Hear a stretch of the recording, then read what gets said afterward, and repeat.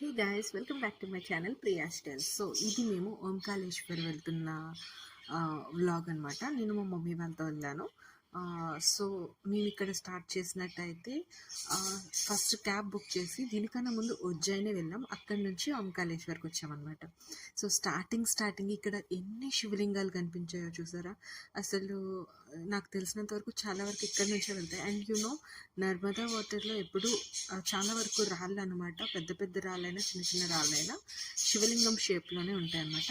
And by the way ignore, నా పక్కన మా బర్డ్స్ కిచ్ కిచ్ కిచ్ మని అరుస్తున్నాయి. సో ఇక్కడ నుంచి మేము స్టార్ట్ అయ్యామన్నమాట. ఫస్ట్ ఈ రివర్ బే నుంచి ఆపోజిట్ వెళ్ళడానికి మేము ఒక బోట్ అయితే బుక్ చేసుకున్నాం. సో మనం బుక్ చేసుకోవాల్సిన లేదు, మనం అక్కడి నుంచి ఉంటే వాళ్ళే వచ్చి మనం బోట్ ఎక్కినంత వరకు మన బుర్ర తినేస్తూ ఉంటారు. సో అక్కడ నుంచి మేము అక్కడ వ్యూ ఎంజాయ్ చేస్తూ, ఓంకాళేశ్వర్కి ఉన్న స్పెషాలిటీ ఏంటంటే అది కొండ మధ్యలో ఒక ఐలాండ్లా ఉంటుంది అనమాట, వాటర్ మధ్యలో. సో ఆ కొండ కూడా ఓం షేప్లో ఉంటుందంట. సో ఓంకాళేశ్వర్ని దర్శనం చేసుకోవడానికి చాలా అదృష్టం ఉండాలి. నాట్ ఓన్లీ ఓంకాళేశ్వర్, ఏ జ్యోతిర్లింగాన్ని దర్శనం చేసుకోవాలన్నా సరే మనకి ఎంతో అదృష్టం ఉంటే మాత్రం కానీ జరగని పని అది.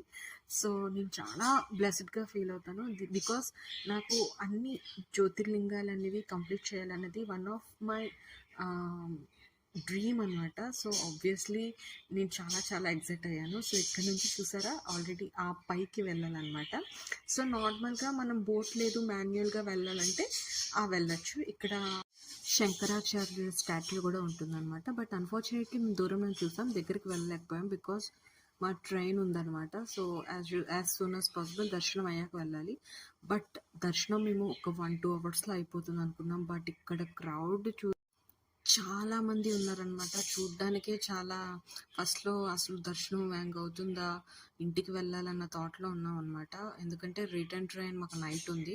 బట్ లక్కీలీ దర్శనం ఇన్ టైంలో అయిపోయింది. టైం పట్టింది, బట్ దేవుణ్ణి చూసిన 5 నిమిషాలు వి రియలీ ఫెల్ట్ లైక్ ఆ సన్నిధానంలో ఉన్న ఒక 5 అవర్స్ కూడా చాలా చాలా ప్లెజెంట్గా అనిపించింది.